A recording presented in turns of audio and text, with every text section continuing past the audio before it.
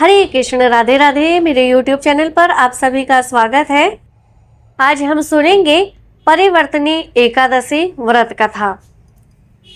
एक बार युधिष्ठिर भगवान श्री कृष्ण से आग्रह कर कहने लगे, हे भगवान, भाद्रपद शुक्ल एकादशी का क्या नाम है, इसकी विधि तथा इसका क्या महात्म्य है, आप कृपा करके मुझे बताइए। तब भगवान श्री कृष्ण कहने लगे कि इसे पुण्य देने वाली एकादशी कहा गया है। स्वर्ग और मोक्ष को देने वाली तथा सब पापों का नाश करने वाली इस एकादशी को वामन एकादशी के नाम से जाना जाता है। यह पद्मा परिवर्तनी एकादशी के नाम से भी जानी जाती है। इस व्रत को करने से वाजपेयी यज्ञ का फल मिलता है। इस व्रत को करने से पिछले जन्मों के सभी पापों का नाश होता है। इस जगत में इससे बढ़कर कोई सरल उपाय नहीं है। जो मनुष्य इस एकादशी के दिन मेरे वामन रूप की पूजा करता है, उसे तीनों लोक पूज्य होते हैं। अतः मोक्ष की इच्छा करने वाले मनुष्य इस व्रत को अवश्य करें। जो कमल नयन भगवान से कमल से पूजन करते हैं, वे अवश्य भगवान के समीप जाते हैं। जिसने भाद्रपद शुक्ल एकादशी को व्रत और पूजन किया, उसने ब्राह्मण विष्णु सहित तीनों लोकों का पूजन किया। अतः हरिवासर अर्थात एकादशी का व्रत अवश्य करना चाहिए। इस दिन भगवान करवट लेते हैं, इसीलिए इसी को परिवर्तनी एकादशी भी कहा जाता है।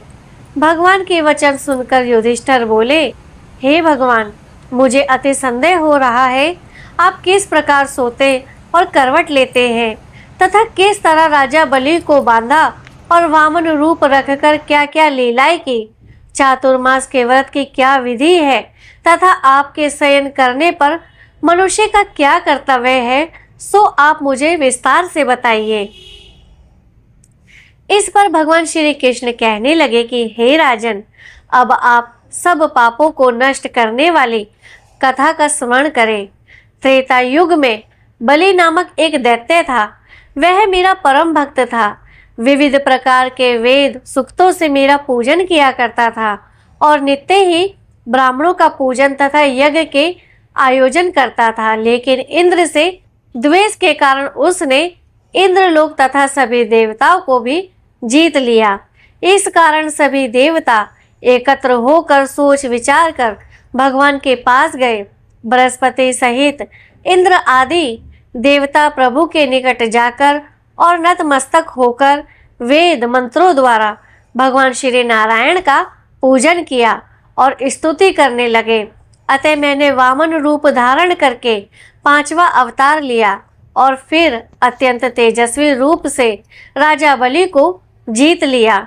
इतनी वार्ता सुनकर राजा युधिष्ठिर बोले कि हे जनार्दन, आपने वामन रूप धारण करके उस महाबली दैत्य को किस प्रकार जीता।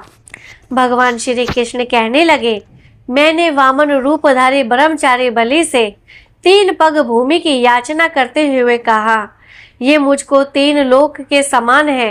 हे राजन, यह तुमको अवश्य ही देनी होगी।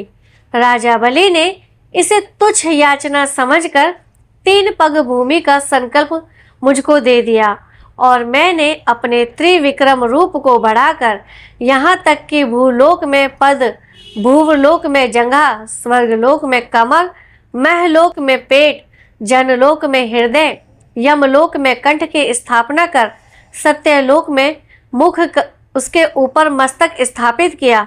सूर्य, चंद्रमा आदि सब ग्रह गण, योग, नक्षत्र, इंद्र आदि देवता और शेष आदि सब नागगणों ने विविध प्रकार से वेद सूक्तों से प्रार्थना की। तब मैंने राजा बलि का हाथ पकड़कर कहा कि हे राजन, एक पद से पृथ्वी, दूसरे से स्वर्गलोक पूर्ण हो गए, अब तीसरा पग कहाँ रखूं। तब बलि ने अपना सिर झुका लिया और मैंने अपना पैर उसके मस्तक पर रख दिया, जिससे वह मेरा परम भक्त पाताल को चला गया। फिर उसकी विनती और नम्रता को देखकर मैंने कहा कि हे बलि, मैं सदैव तुम्हारे निकट ही रहूंगा। विरोचन पुत्र बलि से कहने पर भाद्रपद शुक्ल एकादशी के दिन बलि के आश्रम पर मेरी मूर्ति स्थापित हुई। इसी प्रकार दूसरी क्षीर सागर में शेषनाग के सर्पष्ठ पर हुई है। हे राजन, इस एकादशी को भगवान शयन करते हुए करवट लेते हैं। इसीलिए तीनों लोकों के स्वामी भगवान विष्णु का इस दिन पूजन करना चाहिए। इस दिन तांबा, चांदी, चावल और दही का दान करना उचित है। रात्रि को जागरण अवश्य करना चाहिए। भगवान श्री हरि विष्णु के नामों का जाप अवश्य करना चाहिए। जो मनुष्य विधि पूर्वक इस एकादशी का व्रत करते हैं वह सब पापों से मुक्त होकर स्वर्ग में जाकर चंद्रमा के समान प्रकाशित होते हैं और यश पाते हैं। जो पाप नाशक इस कथा को पढ़ते या सुनते हैं उनको 1000 अश्वमेघ यज्ञ का फल प्राप्त होता है। तो मेरे प्यारे भक्तजनों, ये थी परिवर्तनी वामन एकादशी की व्रत कथा।